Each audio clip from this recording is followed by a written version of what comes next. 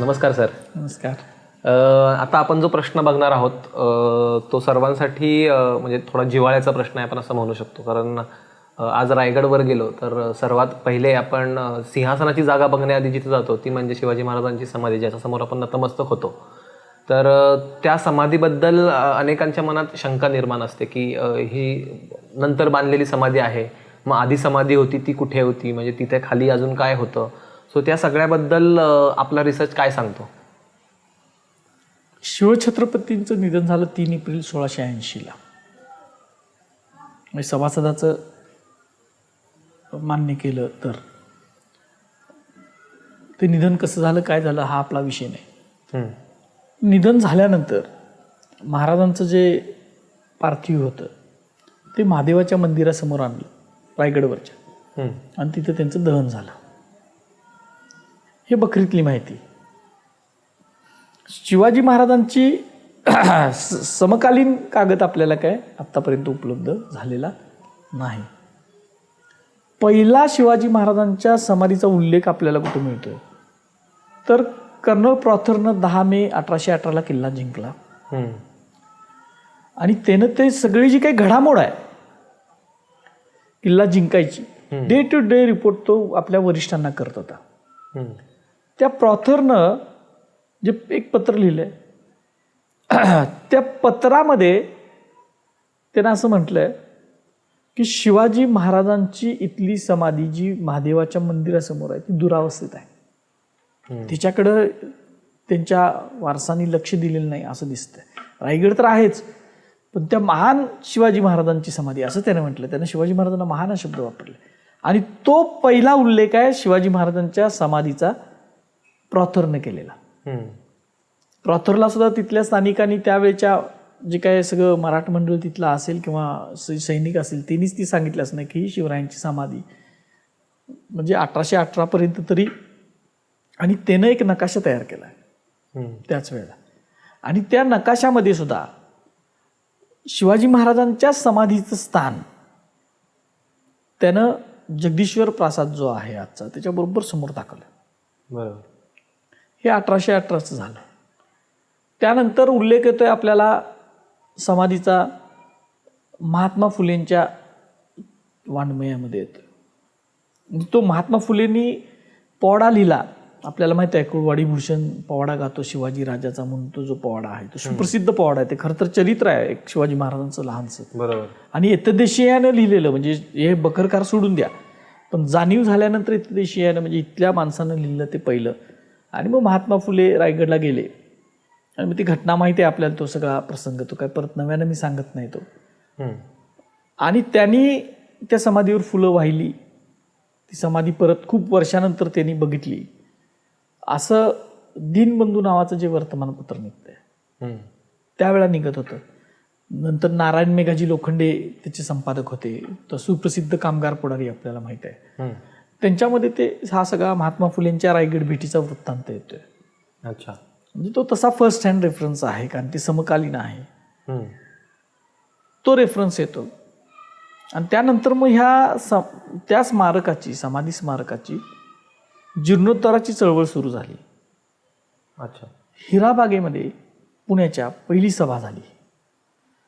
त्यावेळेला कोल्हापूरच्या कागलकर घाडगे घराण्यातील आबासाहेब घाडगे, जे शाहू महाराजांचे, राजर्षी शाहू महाराजांचे जनक पिताजी, ह्यांच्या अध्यक्षतेखाली ती सभा झाली. आणि या कागलकर घाडगेच्या या आबासाहेब घाडगेने ते कोल्हापूरचे रिजंटसुद्धा होते. त्यांनी करवीरचे जे काही इंजिनियर्स आहेत त्यावेळेचे त्यांना पाठवून, रायगड किल्ल्यावर पाठवून त्याच्या बांधकामाचा किती खर्च येतोय त्याचा अंदाज सगळा घेतला. आणि त्यानंतर लगेच त्यांचं निधन झालं, त्यामुळे तो काम राहिलं. ही मुवमेंट चालू असतानाच मग बाळ गंगाधर टिळकांनी पुन्हा ही मुवमेंट आपल्या हातात घेतली, आणि ते परत शाहू महाराजांच्याकडे आले पहिल्यांदा. अच्छा. त्याची पत्र आहेत उपलब्ध. त्या पत्रांमध्ये शिवाजी महाराजांच्या स्मारकासाठी निधी मागायला अपॉइंटमेंट मिळावी म्हणून 3-4 पत्र आहेत. नंतर ती अपॉइंटमेंट मिळाल्यानंतरची पत्र आहेत आणि मग ती देणगी दिली गेली आहे. मग आपल्याला माहिती आहे की ती चळवळ सुरू झाली. पण ही चळवळ सुरू होण्याला एक कारण घडलं की जेम्स डग्लस नावाचा जो इतिहासकार, इंग्रजी इतिहासकार आहे, त्यानं एक लेख लिहिला की शिवाजी महाराजांच्या समाधीच्या दुरावस्थेबद्दल. आणि त्यानं मग ते स्थान वगैरे सगळं त्याचं दाखवलेलं होतं. मग त्याच वेळेला रिचर्ड टेम्पल नावाचा मुंबईचा गव्हर्नर होता त्यावेळेचा, तो रायगड किल्ल्यावर गेलेला होता. त्याच्याबरोबर आर्थर क्रॉफर्ड, म्हणजे जे क्रॉफर्ड मार्केट जे आहे मुंबईचं, त्या आर्थर क्रॉफर्डच्या नावानं तो रेव्हेन्यू कमिशनर होता. ही सगळी मंडळी गेली होती. यांनी आपल्या पुस्तकांमधनी या समाधीचा उल्लेख करून ठेवला. आणि त्याच वेळेला ही सगळी मुवमेंट सुरू झाली आणि इंग्रजांचे जे अधिकारी आहेत त्यांनी 5 रुपयाची दर वर्षाची त्या समाधीची डागडुजी करून घेतली आणि दर ह्याला ते 5 रुपयाची त्यांनी त्याला मोहीन करून, आता 5 रुपये म्हणजे आपल्याला किरकोळ आहेत, त्याला तशी ती रक्कम बऱ्यापैकी त्या समाधीचं स्ट्रक्चर बघितल्यानंतर डागडुजीसाठी ती पुरेशी होती. जॉन मार्शलपर्यंत हे प्रकरण गेलं आहे. म्हणजे भारतीय पुरातत्वाचा जो जनक म्हटलं जातं त्याला, ते जॉन मार्शल त्यावेळेला तो अधिकारी होता भारतीय पुरातत्वाचा त्यावेळेचा. त्यानं सुद्धा हे त्या तिथंपर्यंत प्रकरण गेलं.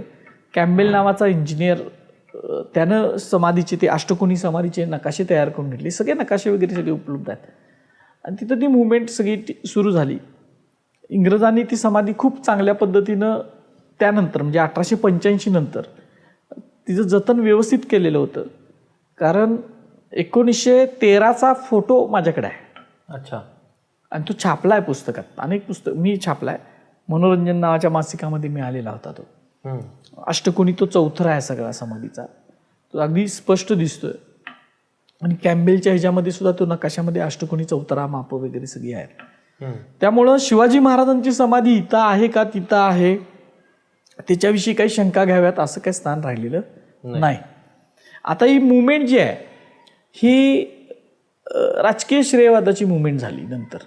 म्हणजे श्रेयवादाची मुवमेंट झाली. पहिली मुवमेंट होती ती खरोखरच जीर्णोद्धार करायचा होता. आणि इंग्रजांच्या फॉरेस्ट खात्याकडे तो किल्ला असल्यामुळं त्यावेळेला त्यांनी जेवढी तरतूद करायची तेवढी केलेली होती. खूप एक इंजिनियरचं नाव मला आठवत नाही, पण त्या इंजिनियरनं तर इतके पत्रव्यवहार पत्र तिची उपलब्ध आहेत त्या समाधीच्या विषयी आस्थेनं लिहिलेली आहे. आणि ती जी जीर्णोद्धाराबद्दलची ती व्यवस्थित करून ठेवली होती. मग ही मुवमेंट सुरू झाली. टिळकांनी पैसे गोळा केले, म्हणजे गोळा करायला सुरुवात केली. भरपूर पैसे सुद्धा जमले, पण त्याच्यातून काय ते समाधीचा जीर्णोद्धार झाला नाही. 2च वेळा फक्त ते रायगडला गेले आणि त्यांनी तिथं शिवाजी महाराजांचा उत्सव साजरा केला तिथं. त्यावेळेला एकदा त्यांनी शिवाजी महाराजांचं खरं तसबीर नाही, खरं तर ही थाप होती म्हणून नाना फडणीसाची एकदा तसबीर तिथं ठेवली होती. आणि हे लिहिलेलं आहे सगळं, मी स्वतःच्या मनाचं नाही सांगत. अच्छा. नाना फडणीसाची एकदा तसबीर ठेवली, एकदा रामदास स्वामींची तसबीर ठेवली शिवाजी महाराजांच्याबद्दल बरोबर आणि सिंहासनाच्या ठिकाणी.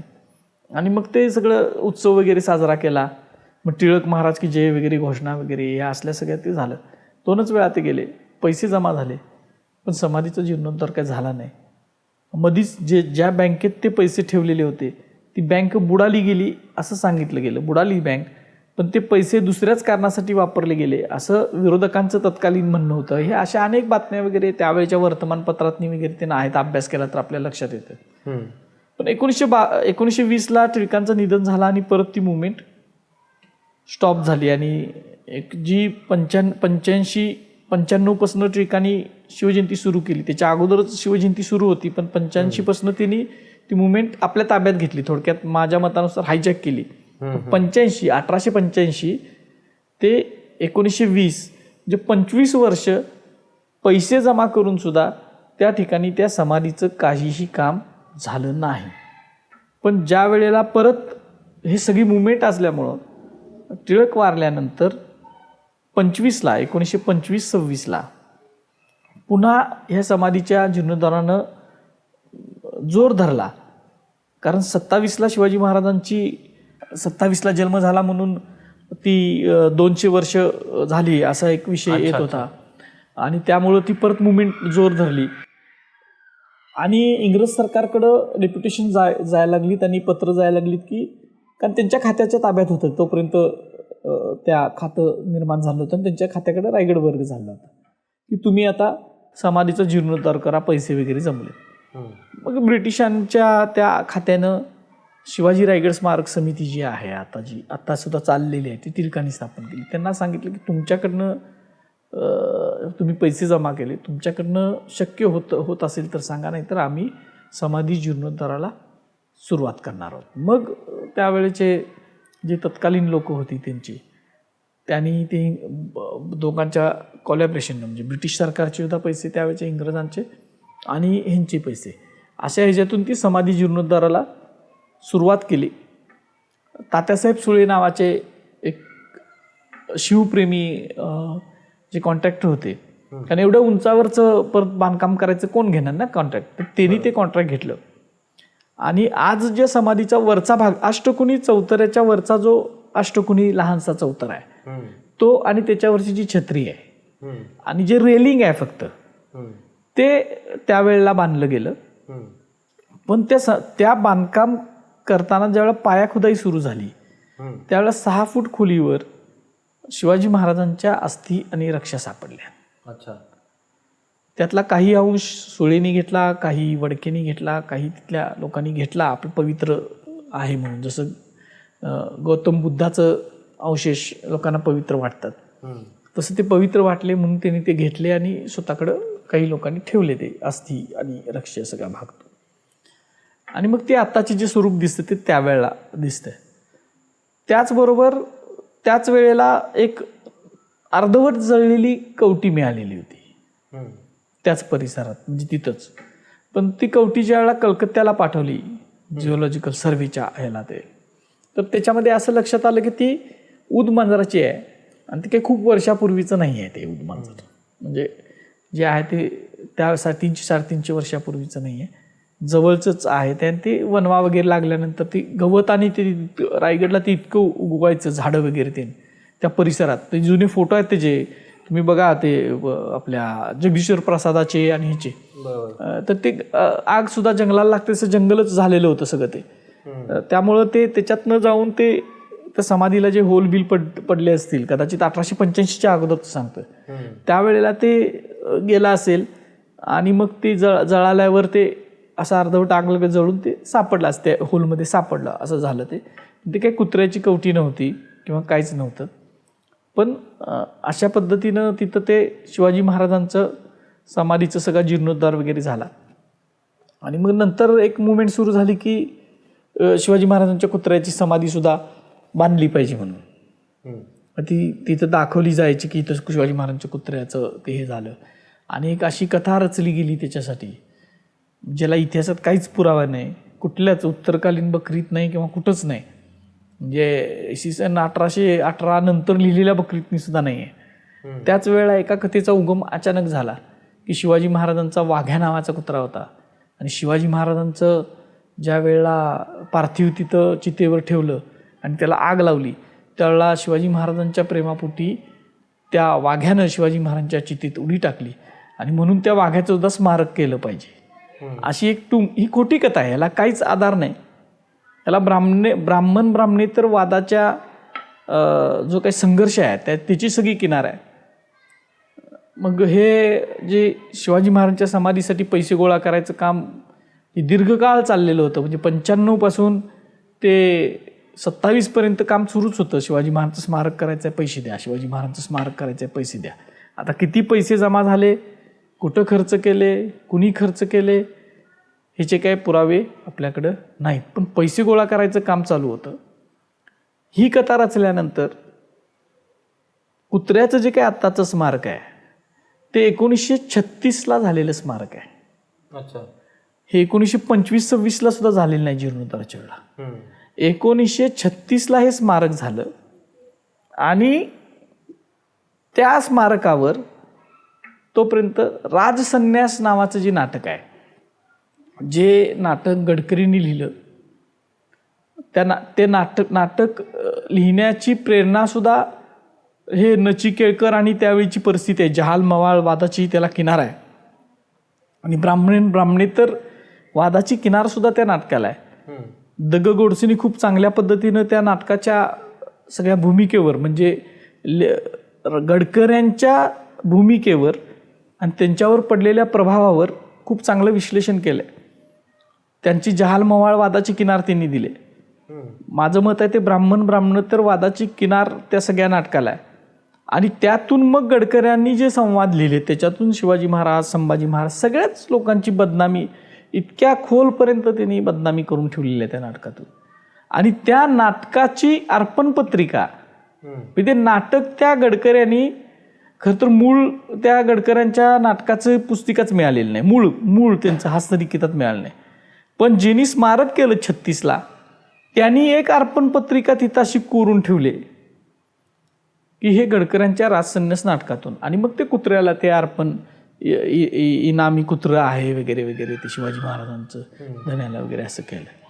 म्हणजे ते नाटकच मुळात शिवचरित्राची, शंभूचरित्राची, भोसले कुळाची बदनामी करणारं नाटक आहे. नाटक म्हणून श्रेष्ठ आहे. भाषेचं जे काय त्याचं फुलोरा आहे किंवा कल्पनाशक्ती ते श्रेष्ठ दर्जाचं आहे. भाषे म्हणून ते ठीक आहे, नाटक म्हणून ठीक आहे. पण त्या नाटकातनं इतकी यथेच्छ बदनामी गडकऱ्यांनी ते केलेली आहे सगळ्या ह्याच्यात. आणि त्या नाटकाची अर्पण पत्रिका रायगडसारख्या राष्ट्रपुरुषाचं स्मारक आहे ना ते. बरं इथं तिथं कुठं तर बसवलेलं नाही. त्या राष्ट्रपुरुषाचे सर्वोच्च स्मारक समाधीस्थान त्याच्या शेजारी तुम्ही कुत्र्याची प्रतिमा उंच करून बसवता. बरं नुसतं कुत्रं बसवून समाधान नाही होत. तर ज्या नाटकात बदनामीकारक आहे त्याच पुरुषाची बदनामी आहे ज्याची समाधी आहे त्याची अर्पण पत्रिका तिथं कोरून ठेवताय.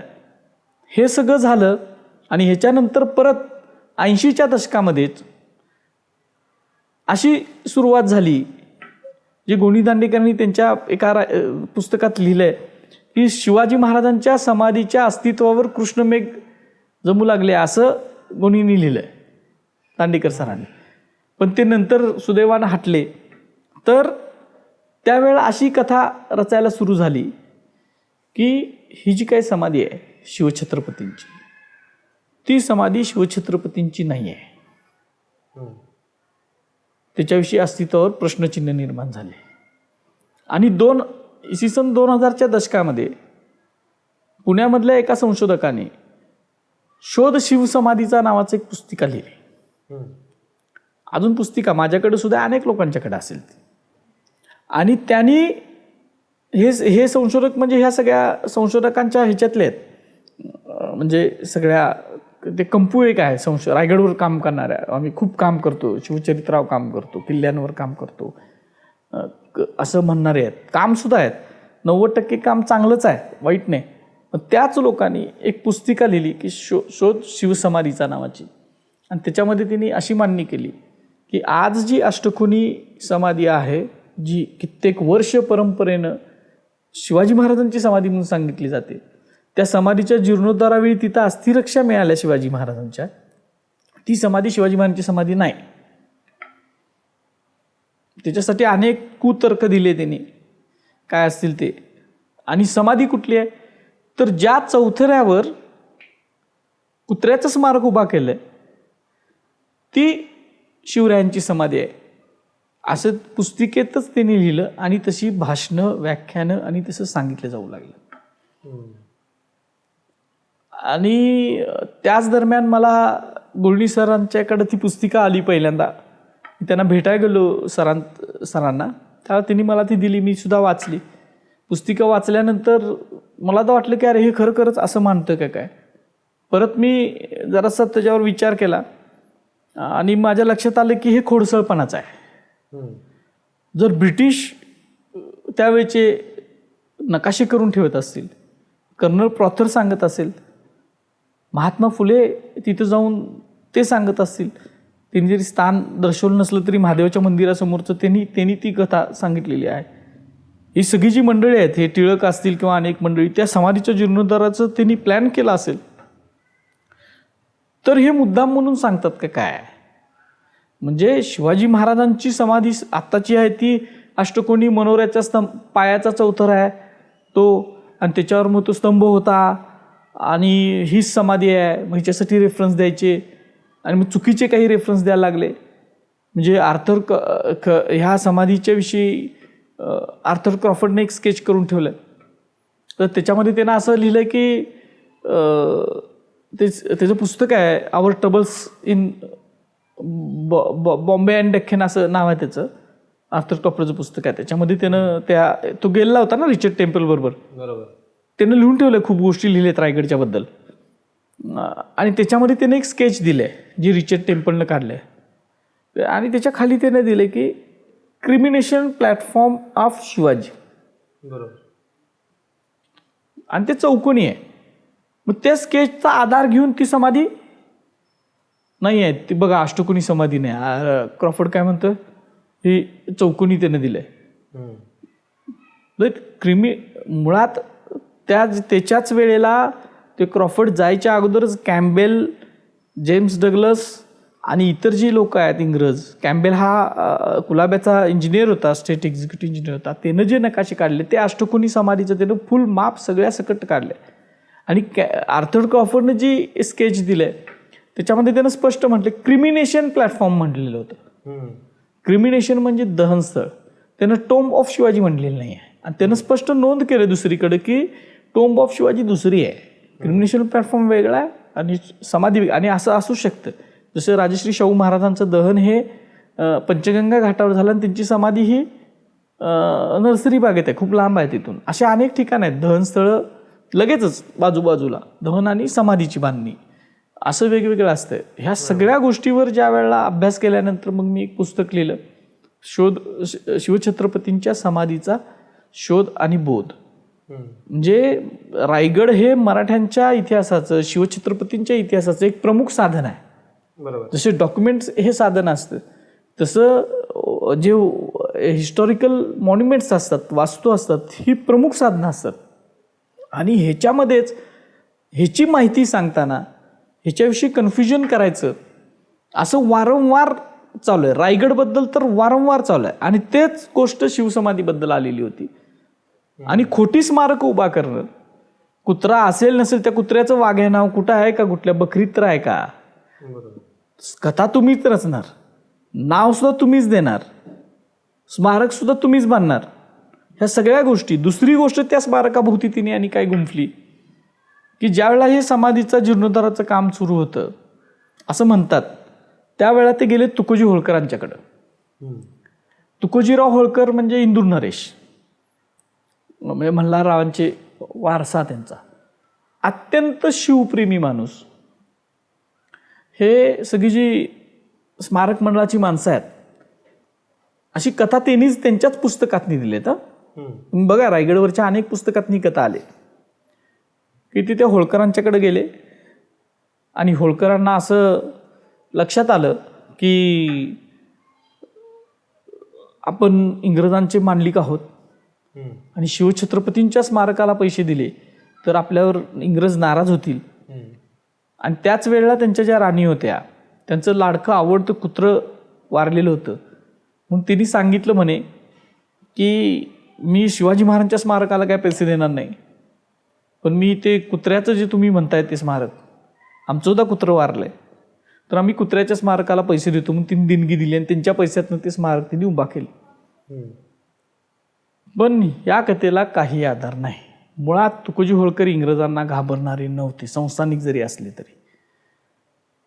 म्हणजे तुम्ही त्यांचा इतिहास काढून बघा, तुमच्या लक्षात येईल. तेच तुकोजीराव होळकर केळुसकरांच्या इंग्लिशमधल्या शिवचरित्राला त्यांनी एवढी निधी दिलेला होता की केळुसकरांनी ते शिवचरित्र इंग्लिशमध्ये त्याचं भाषांतर करून घेतलं.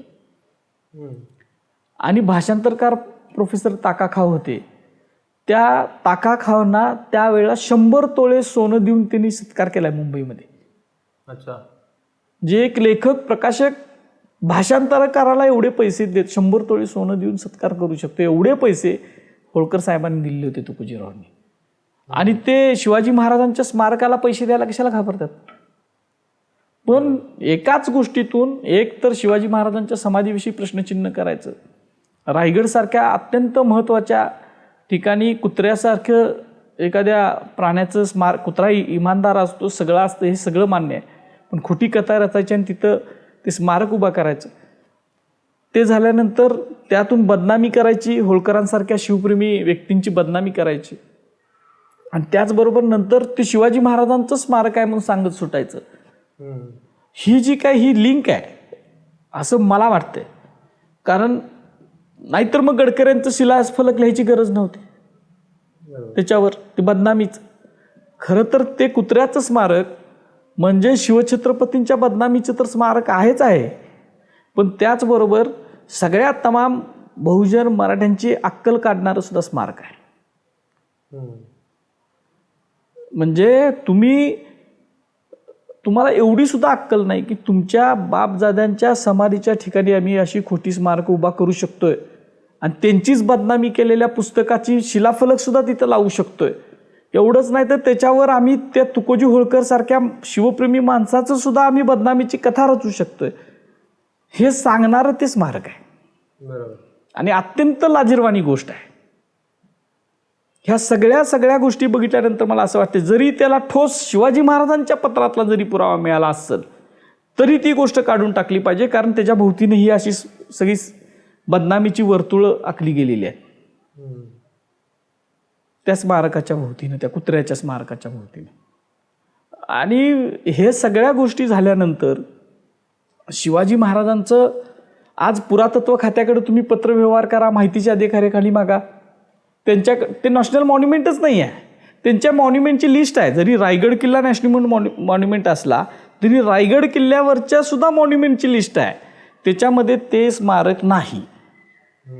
असं असताना सुद्धा ते स्मारक तिथं काय करतंय, त्याला संरक्षण का देतंय शासन? असे पुरावे तर नाहीच आहेत, पण मुद्दाम म्हणून हे संरक्षण दिलं जातं.